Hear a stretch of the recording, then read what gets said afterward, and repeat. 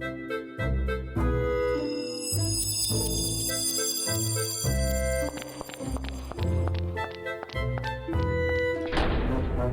to Puzzling Company, your home for at-home puzzles and mysteries. Here are your hosts, Jared and Zach.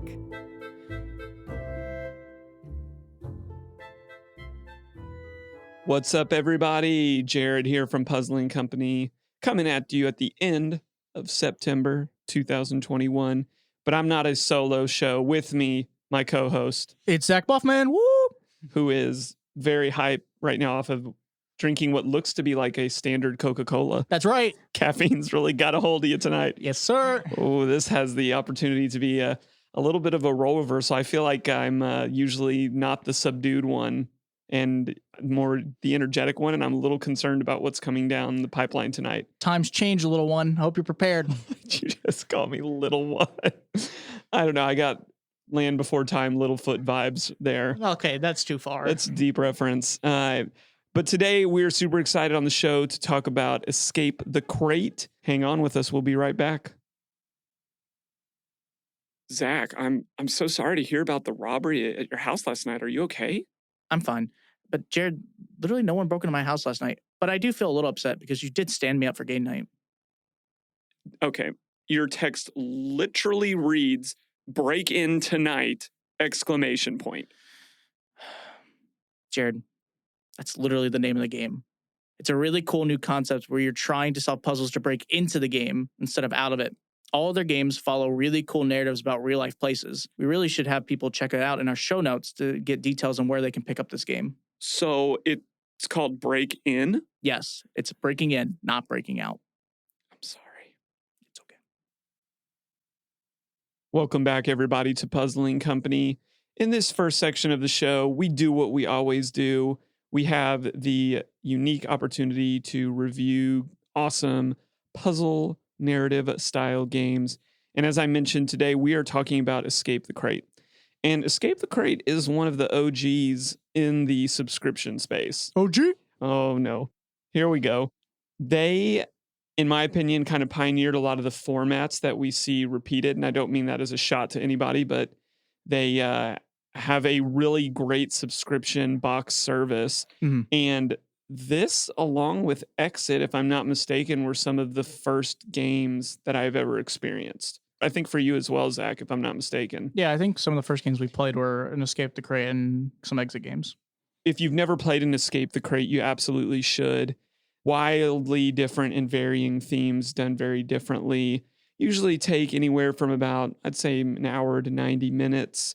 And pretty straightforward, good games. Yeah. If you check it out.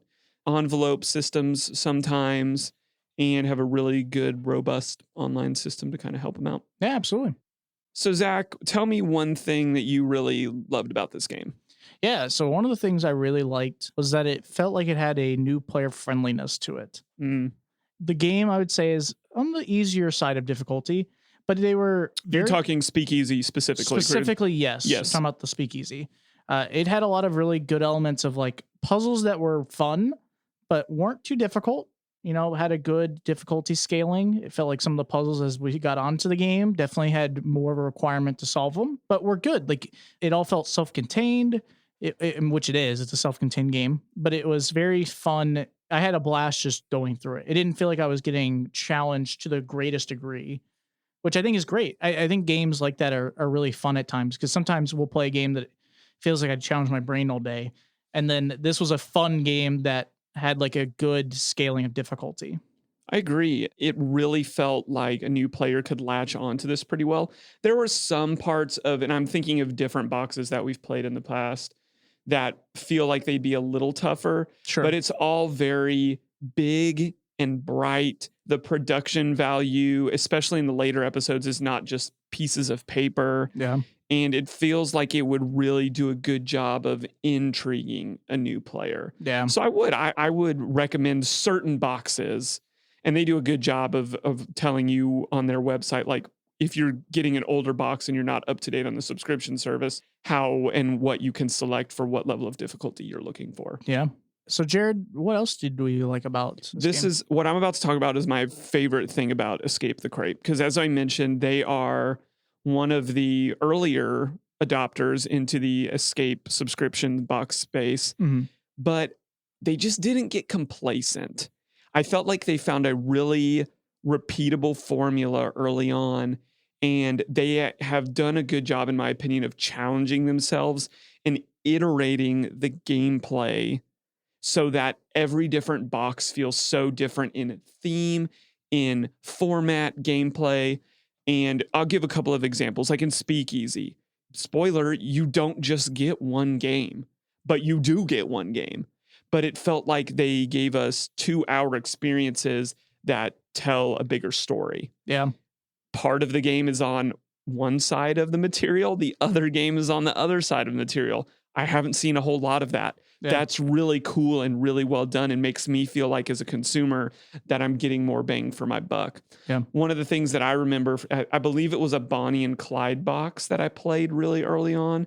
There was a game mechanic at the end of the game where you had to rob specific boxes and you had puzzles to figure out.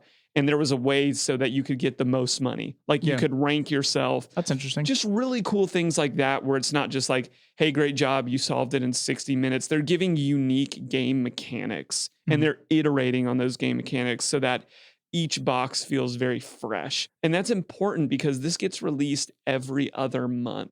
Yeah. And I feel like if you are a subscriber, you need that, or else this gets very humdrum. But the people that I know that are long-term subscribers, this is one of the things that they're always talking about in my ear, saying like, I love this about Escape the Crate. It's fresh.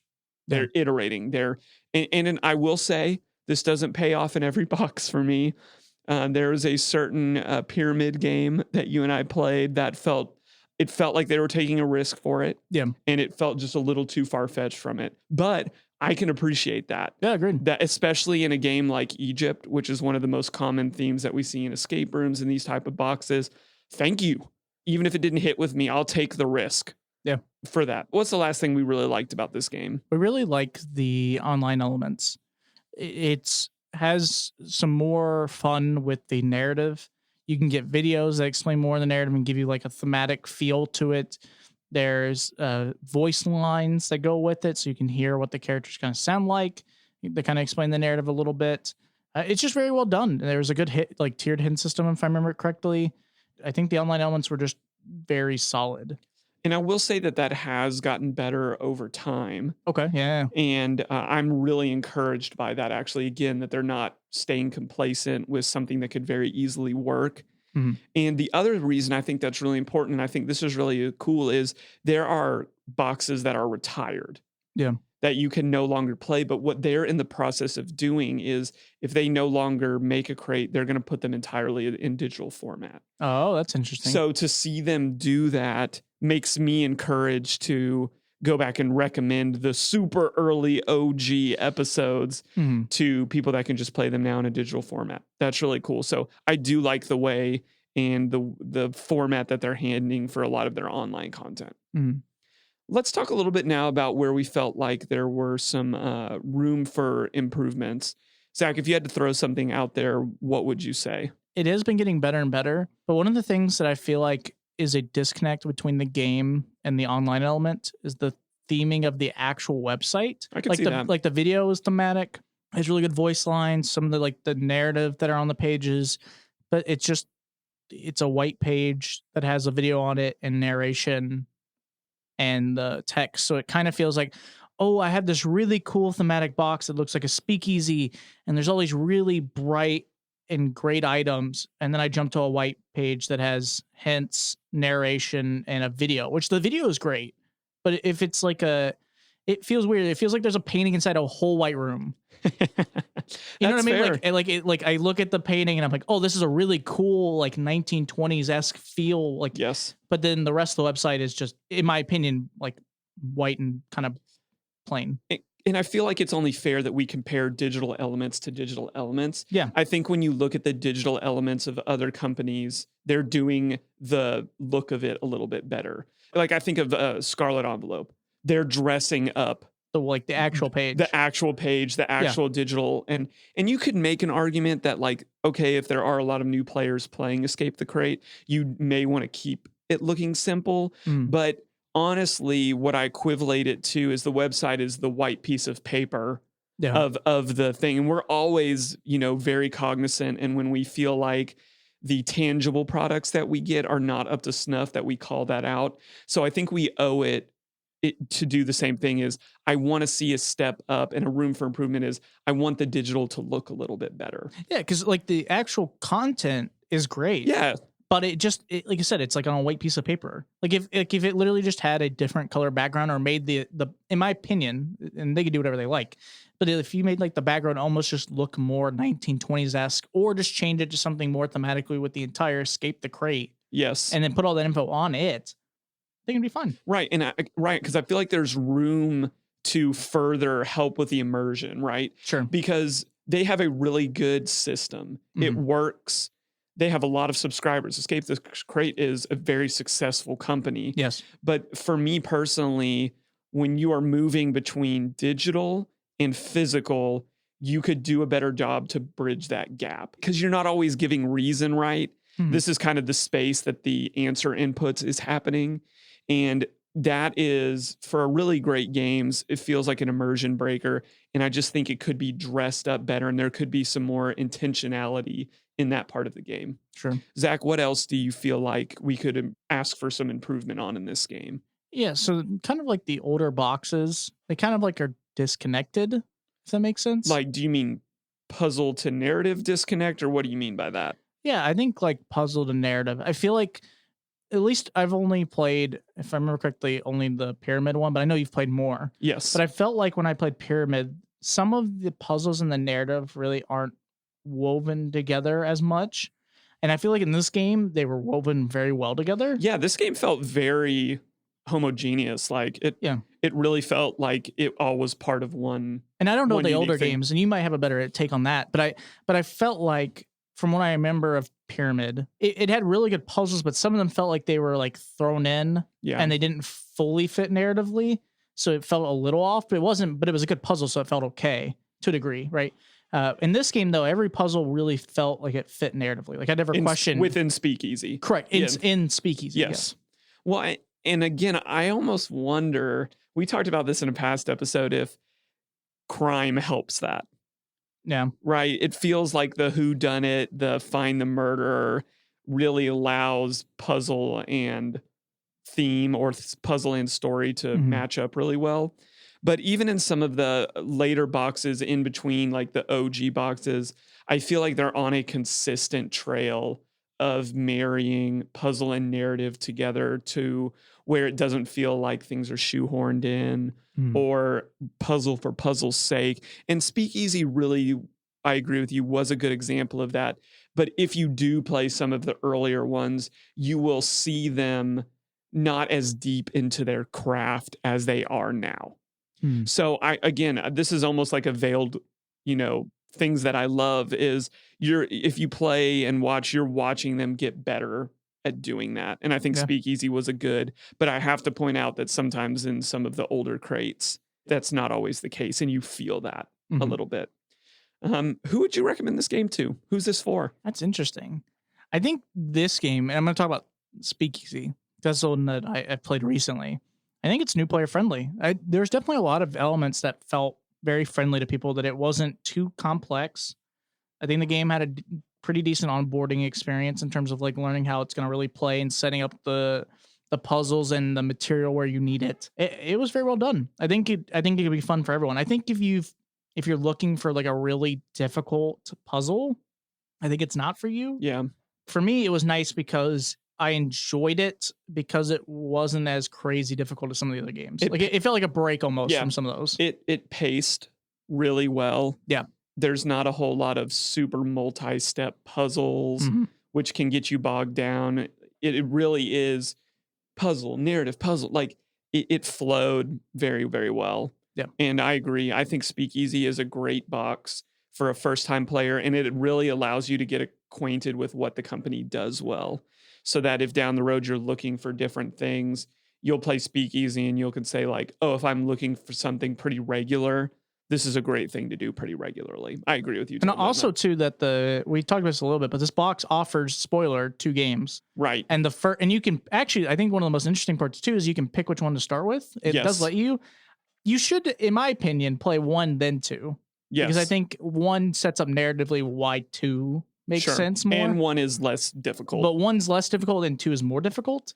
But I think it's also a good jump of like, okay, you found that like maybe a little too easy, or you played and you're excited to potentially try the second one. The second one would be a jump up and continue it to a degree, which is great. That's a really great point, because oftentimes it feels like there's a disconnect, like simple games maybe fly over on experienced players and they're like, nah, that was too easy. This is a great game that I think could be enjoyed by both, because you're getting enough content as an experienced player.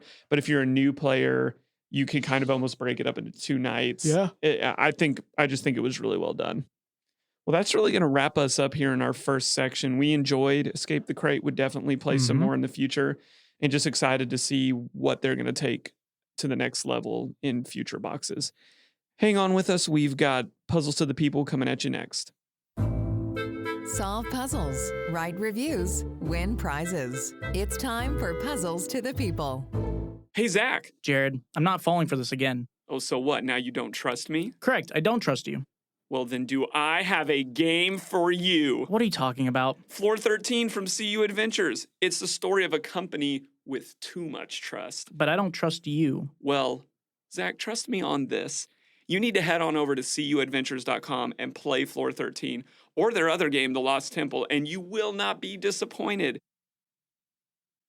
Well, welcome back to Puzzling Company. We are now in the section that is called Puzzles to the People. This is a fun part of the show where we kind of get to go on topics about the game that we had on, or the community or the gaming community as a whole.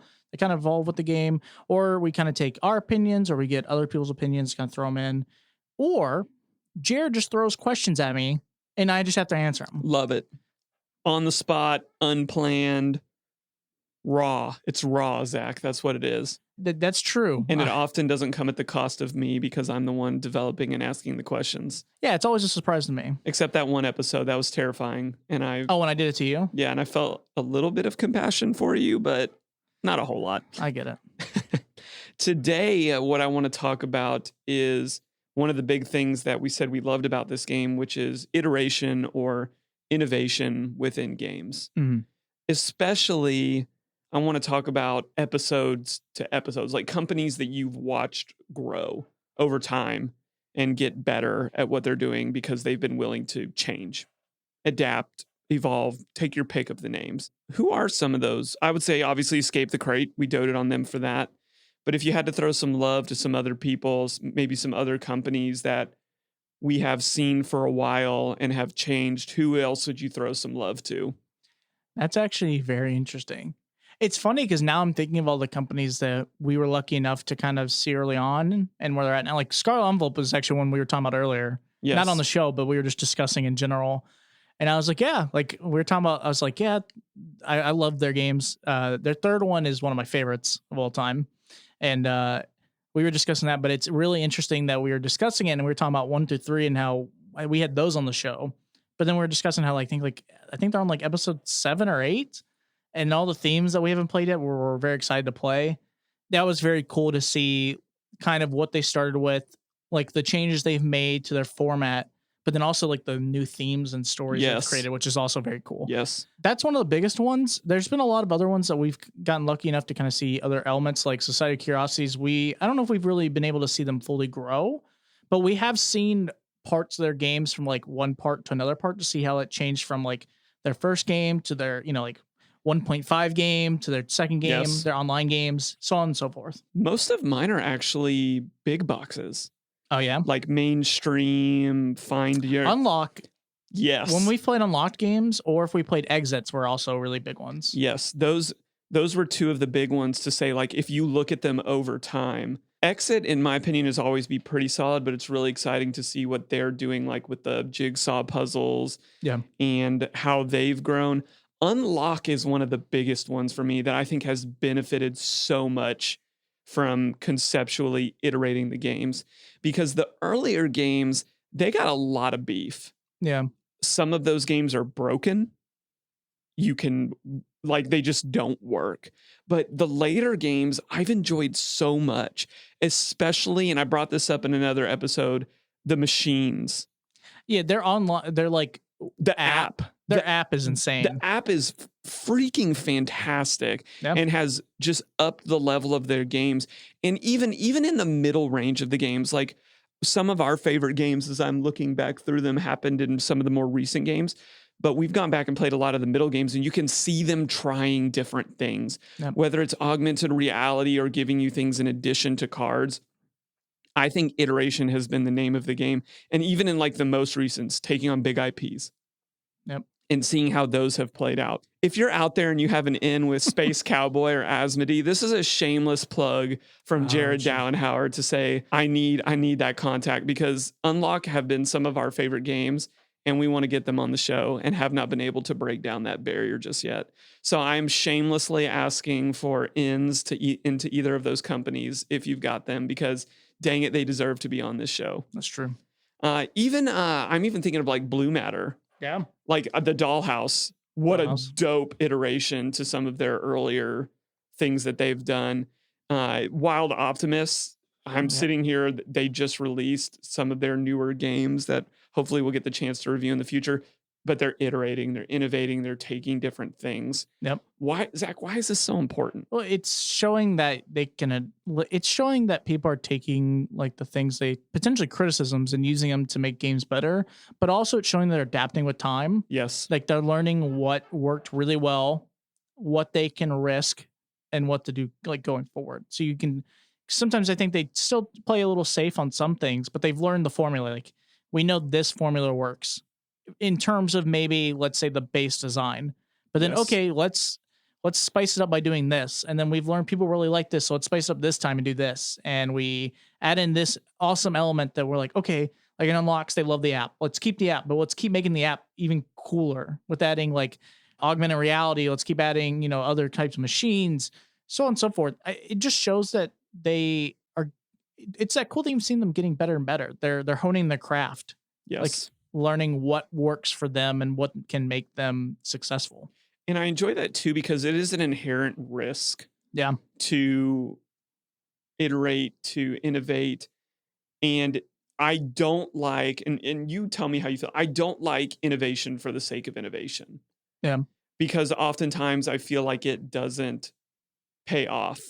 Like in the let's talk about in the games that we talk about, like sometimes I feel like games are just dying to try this new idea. Like we've got this really cool idea and we're going to put it out there, but it isn't either wrapped well enough in a narrative, or they get so hyped about a narrative that they don't mesh the gameplay with it. Yeah. But oftentimes, I don't know, I feel like in our world it does pay off. Yeah. But do you like innovation for the sake of innovation? No, I think there should be a purpose behind it. I think I'd almost be more okay with it being safe and just doing the same thing to me over and over if I knew it would work. I'm gonna kind of put this towards something that isn't at home games, but like I know I've talked about this before on the show, but like Marvel movies, like they had a formula for a long time that worked and they really never changed it. Right. But then they learned, like with like Guardians of the Galaxy and stuff like that, they're like, let's take a huge risk. Let's try something completely different, but still had some of the same things that people understood. And then boom, it blows out of the park and people love a talking tree and a raccoon that you would never think people would. Yes. And it's clearly like they didn't change it because they were just like, oh, we have to innovate. We have to do something new. But it's clearly like we're doing something because we know people could love this. Yes. And could start something big. And that's what a lot of the games, like we said, luckily for a lot of the games that we've played, I don't know many that don't do this, but you can clearly tell why they made the change. Like this worked, or like we really found like this could be an awesome iteration. And then it usually works out. I agree. Some of the past episodes that I'm thinking about, when we talked about Flashback, that was a little bit of ahead of its time and a little bit did not get super well received at the beginning because people were a little confused by it. Yeah. The box said 3 different pathways, like they were running this multi-linear game, and most of the negative feedback that they got was because of that. Yeah.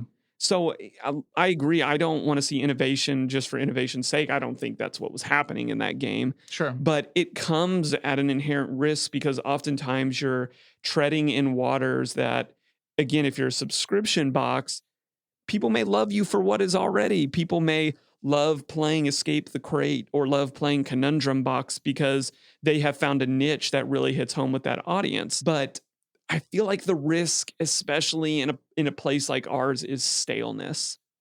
And I don't think for the audience that we talk to, that for bringing in new players, you don't want something that is just the same thing, just masked a little bit differently. Or, hey, we do the exact same thing, but it's just a new theme. I feel like that's the point that we're at in the escape room industry. And a lot about if you were at Recon, we talked about at Recon, is the future is we have got to iterate on the standard escape room. Yeah. It's been good to see, especially in this last month of the game, Light in the Mist, big innovation. It was interesting that Vandermist wasn't a huge iteration or innovation, but it was just an elevation. Yeah. Like it's just been really cool to see some of these games have different plays and different takes on it, but I think we need it. I think we've got to keep having different looks and evolving. And are you concerned about that at all? Do you feel like we're reaching a point of stagnation anywhere within the games that we cover? Not yet. At least I haven't personally felt that way. I could understand the point of like, it feels like thematically we're kind of hitting that point. It's same thing in escape rooms. Like, I feel like sometimes I see the same 3 themes 4 bajillion times. But luckily enough, every company that we've played, at least in my opinion, has differed enough from each other or gave a fun new element to explore, even if it worked or didn't work fully to That's a fair point. And I think Escape the Crate is like, I think they were smart enough, like on the game, we keep talking about their pyramid game. Yeah. They were smart enough just not to have like the standard, it's an ancient pharaoh and the mummy's awakening and break the curse, la la la. Like they really took a shot. Like we said, it didn't super land with us, but I appreciate the shot. Yeah. I really honestly do. Let's talk a little bit about iteration in the creation process, because this is more what we were talking about on the forum was a little bit of a macro scale, right? We're looking at it from 30,000 feet, the different games. But I want to harken back to the interview that we had last week with Rita when she was talking through her puzzle process. And she harped on a lot that the fact that in order to make this game work, they had to look at their game and not just be satisfied with it and iterate and iterate and iterate. And what do you think about that on a macro scale when you're developing a game? How much is too much? Do you think that's important that the first draft is not the final draft with the game? Or are some games just, throw them out there? I think you should always keep testing it. I think there is a degree at some point where you're questioning it too much. I don't know if that's the right way to put it, but I feel like there is a point where you almost, like, you keep trying to fix something, but you almost ruin it by fixing it too much. You know what I mean? Like, I'm trying to think of the right way to do this. It'd be like you're trying to make a food item, but it says like you might need to stir it a few times, but you keep over stirring it to the point that you like destroy the object, or like keep it on the stove a little too long. You're like, okay, well I can maybe like if I keep letting it cook for another minute, it might be even golder and better than I want it to be. Oh, it's been in there for 5 minutes, now it's burnt. Yeah. You know what I mean? Like, and I'm not saying that's fully true to any games we've played, but I could see how that could become a problem is if you take too long and then you lose what you originally wanted. If you keep iterating, you're like, okay, I found that people really like this, so I'm going to change this and this, this, and this. And then its original idea could potentially be lost. Could.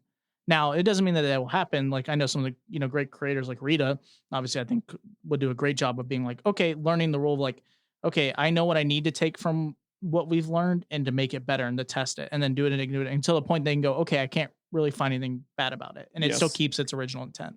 I harken back to our interview that we did with Rude, and he talked a lot about a game that isn't out there yet because he was just too driven by perfection and iterating on it and iterating on it. And I agree, there is a balance. And I think that's the word that we're looking for in all of this is, yes, we need to innovate and iterate, don't do it crazily or just for the sake of it. Yes, when you're building a game, you need to take feedback and you need to test. But don't overdo it. And I think that only comes with experience, right? Thinking back to when we talked to the Wild Optimists, they were like, you can't play test enough. Play test. And I when we talk to creators, I think that's a big question is like, how much is too much? And I think at some point you've got to take a stab at it, but I'd err on the longer side versus the shorter side. Sure. If I look at myself internally as an escape room designer, I think I way under play test. Yeah. And some of that is time, money, all of that. But I think one of the things that I'm trying to grow and get better at in this field of design is I got to play test more. Yeah. I got to play test way more. Would you agree with me? I probably need to play test more. Oh, knowing you, yes. Absolutely. And there's one game in mind that I could think of. Oh, me. Oh, the worlds and the games that we build. But yeah, I think that's really going to wrap us up. But I just really want to shout out Escape Crate. I think they've done a fabulous job of over the many games that they've played. They have reworked and reinvented and evolved into a subscription service that you can count on the next game not being anywhere near what you played 2 months ago. And I think that's really cool. And if you're a creator out there and you're listening to that and you're stuck, give yourself a little bit of grace, iterate, take a beat, try something a little bit different. Don't force it. And I think you'll have a good shot the next thing you're ready to put something out there. That's going to wrap us up for our middle section. We've got questions for creators coming at you next. There are some awesome people who make the puzzles we love to solve. This is Questions for Creators. Zach, listen, man, we need to have a talk. Okay. What about?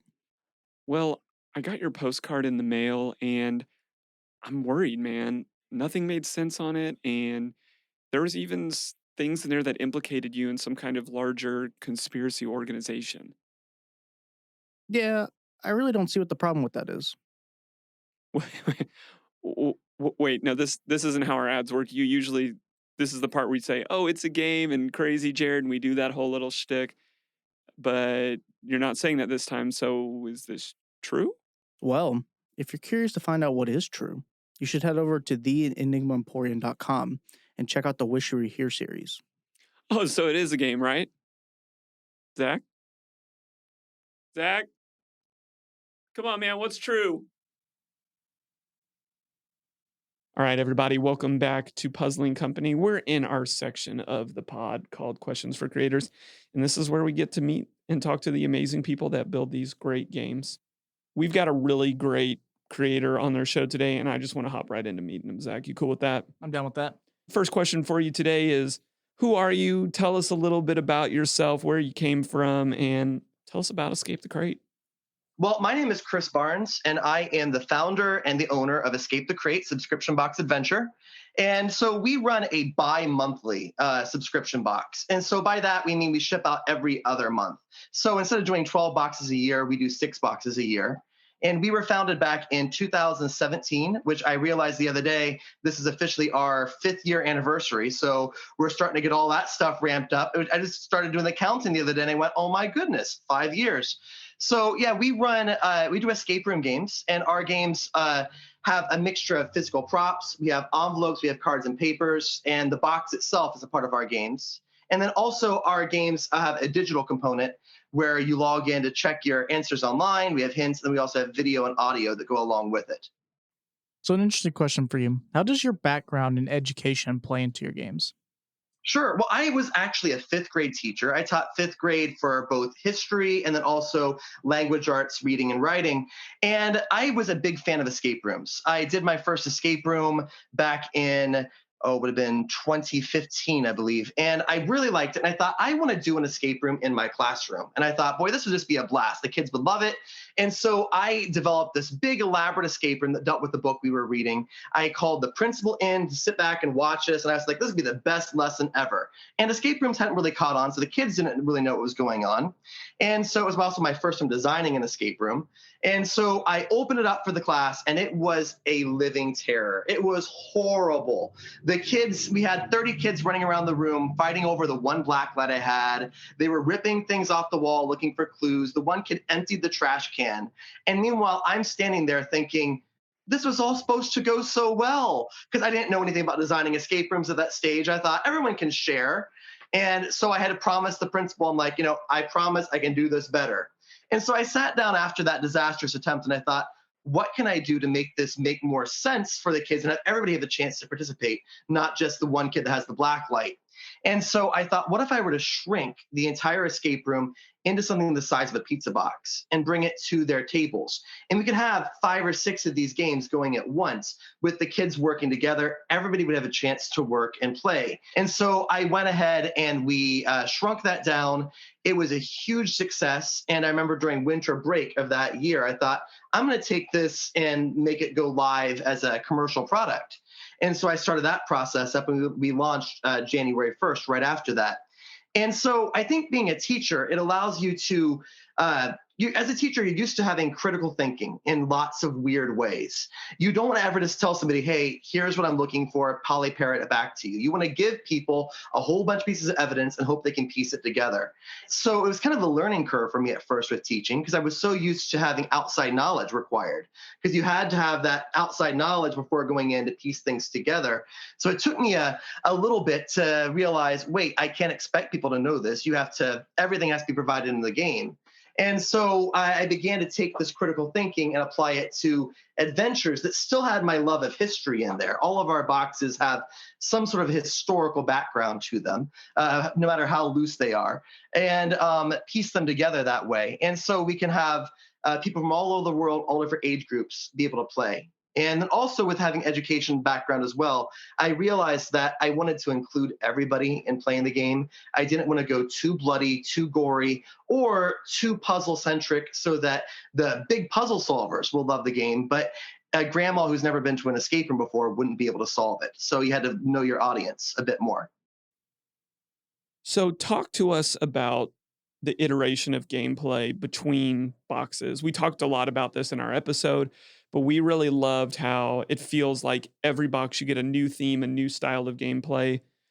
When did you decide to do that, and why do you think that's so important to your company and to the boxes you offer?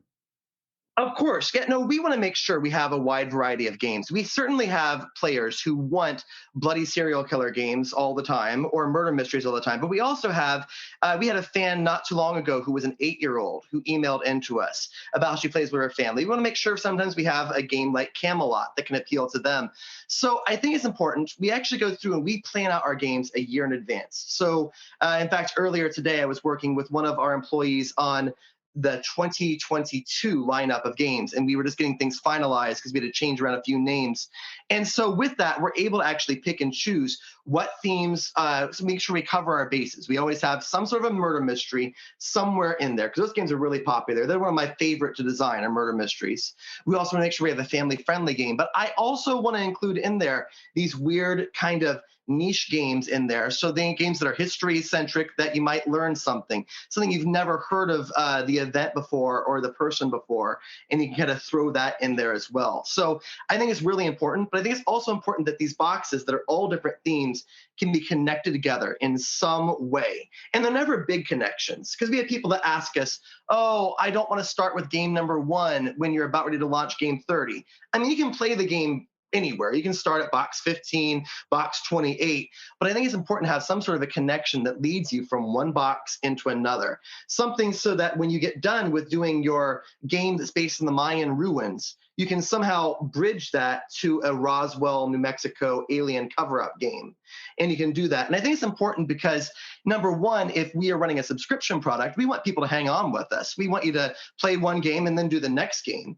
But also we want to make sure that each game is a solid beginning, middle, and end, because we don't want to have people be forced to buy multiple boxes to get a whole game. So it's kind of a fun balance we walk, where we want to give you just enough to get you hooked to do the next box, but also have a really satisfying conclusion with the previous box. So that's been something we've been working on since the beginning to make sure we can do.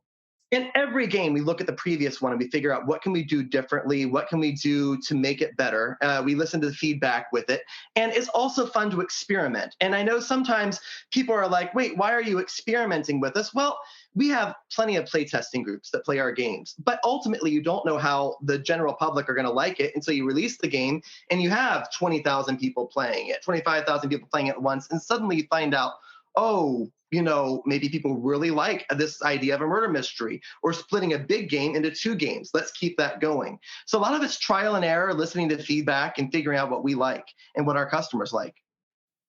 So from Escape the Crate kind of starting off small to where it is now, kind of the growth over the years, how did that happen? What did you guys do? I will say, like when I started, we started before there were pretty much any other things in the market. The only people on the market before us were Hunt a Killer because they were out a long time.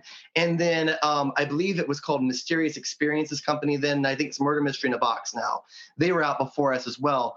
And so we didn't have much to compare to. So I was thinking when we got started, we would sell maybe 20 boxes a month. And I thought, this can pay my cable bill and we can do it.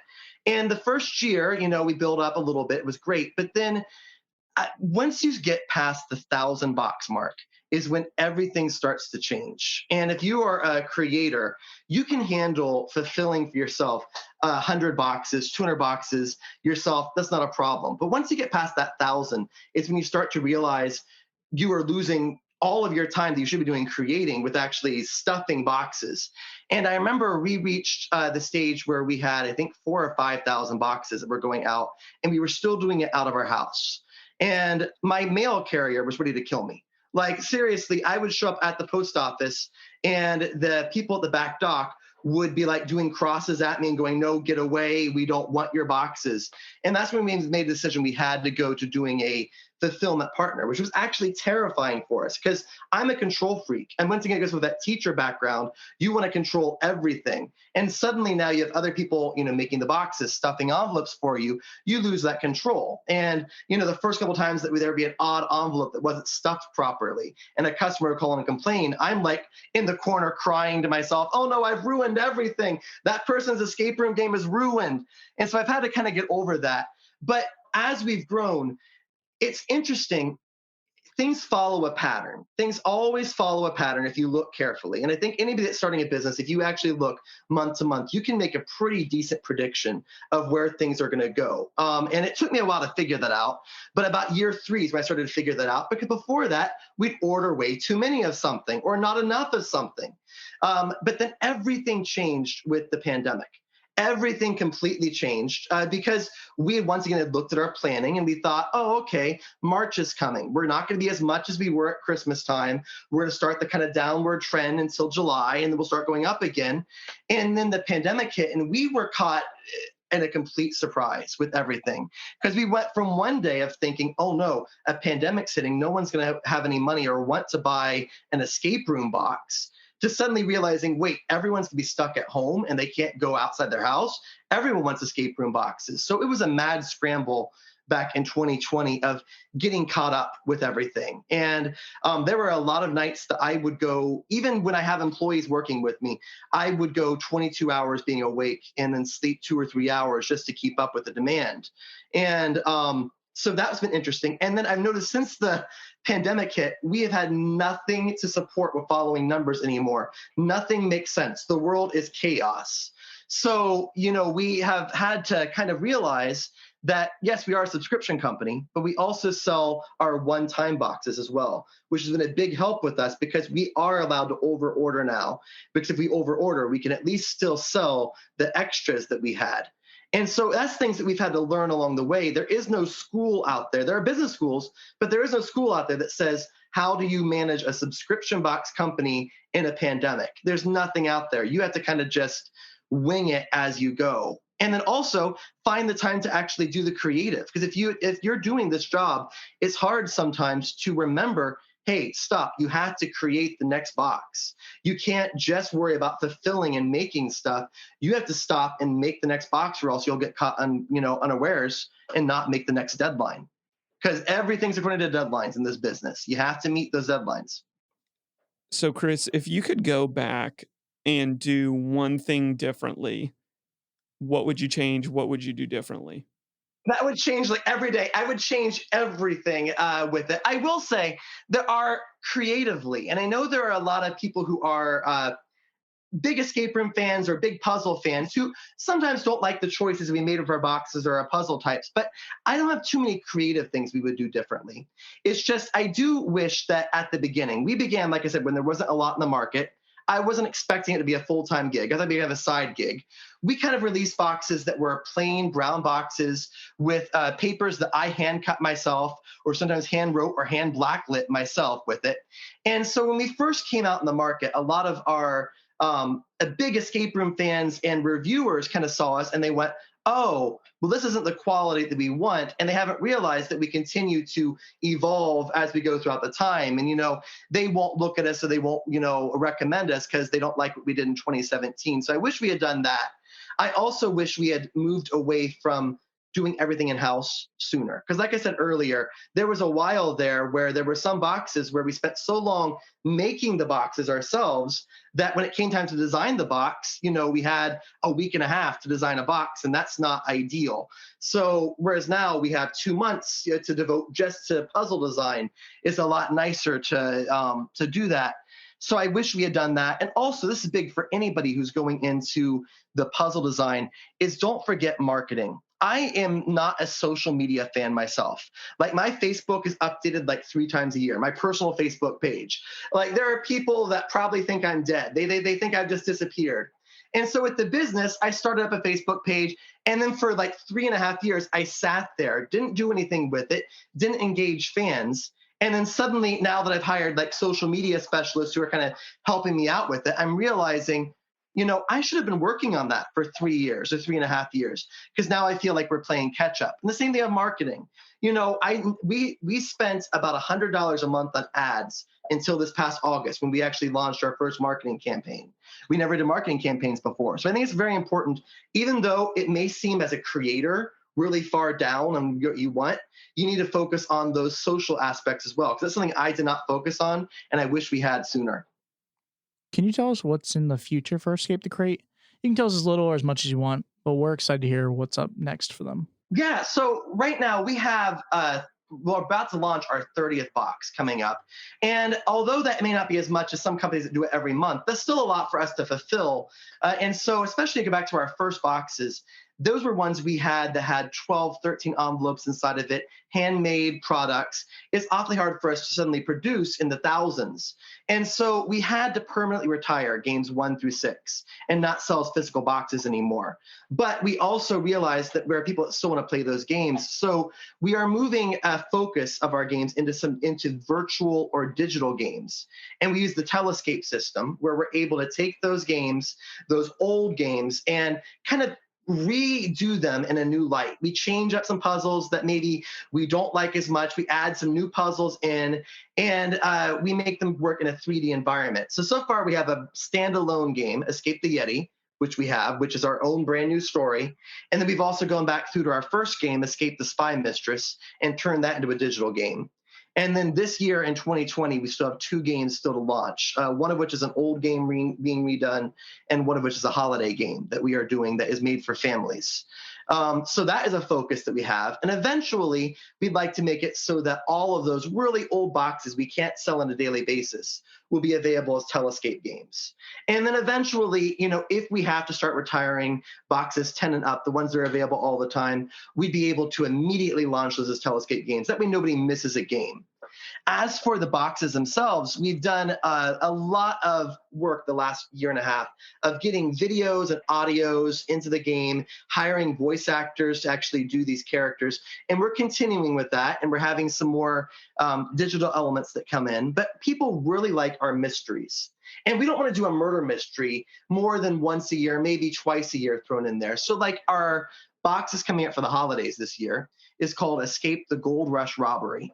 And what I like about that is that it's actually a 3-part game. And in that, we have 2 regular escape room game sections, but we also have a mystery section in there too. And it's not a murder mystery. So our younger players that are playing at Holiday won't have to worry about, something being too bloody or too shocking, but it's a robbery. Someone stole a prospector's gold.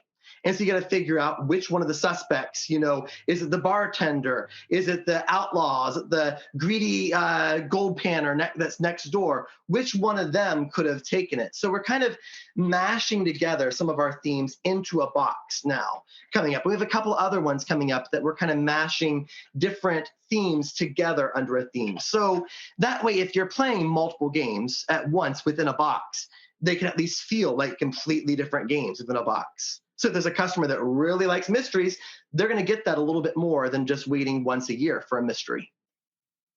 And we ask this question to everybody, but what else are you playing in adjacent spaces or in the space that we cover at the podcast? Anything that you're looking forward to would be awesome. Well, this is probably embarrassing for me because I play this solo. And I know a lot of people are like, oh, that's so sad. He doesn't have any friends. No, I prefer to play it solo because I'm in work mode when I do it. I am actually a big fan right now of legacy board games. And those are the board games that if you play a round of it, the decisions you make in that round affect the next round. And so there's a game called Pandemic Legacy. And I mean, how appropriate was us still being under a pandemic to play that. And so I like playing that sort of game. And so I'll sit down and just by myself, so I can't yell at anybody else. It's my own fault if I, lose a country to this horrible disease. I sometimes just play that at night. And so my significant other sits there and stares at me and goes, boy, Chris, you were just watching TV while playing with little dice and cubes all over a board. I love it. But I also find that really intrigues me and gets me to think as a creator.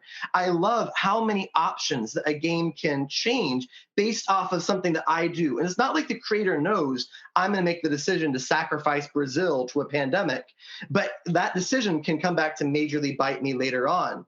And so we've been trying to actually apply that to our games. Our Camelot game, we actually have a legacy element inside of that, where if you neglect killing off a bad guy earlier on that game, that bad guy will have more power at the end of the game and cause harder puzzles for you.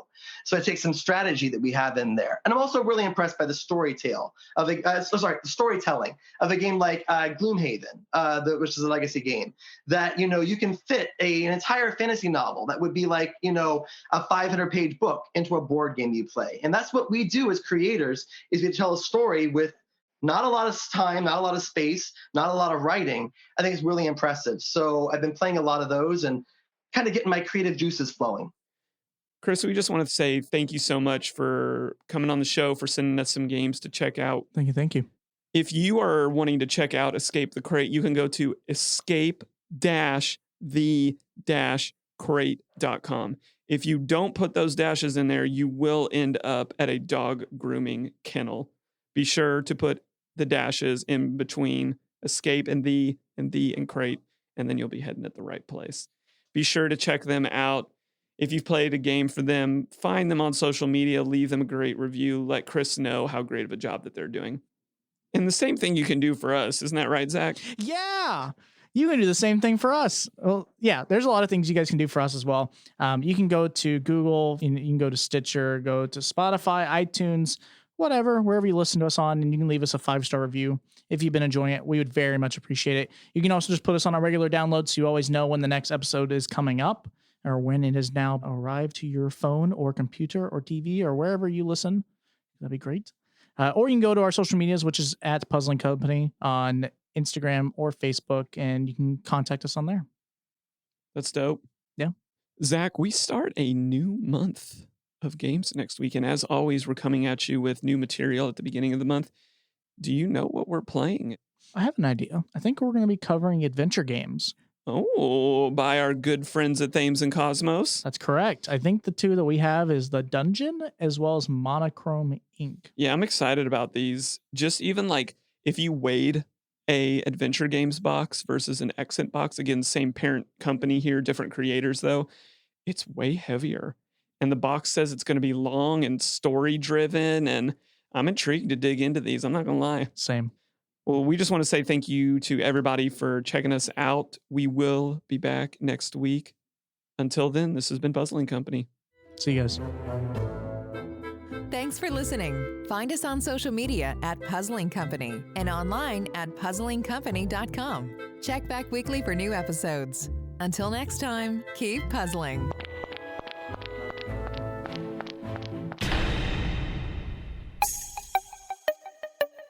This has been a Rogue Media podcast.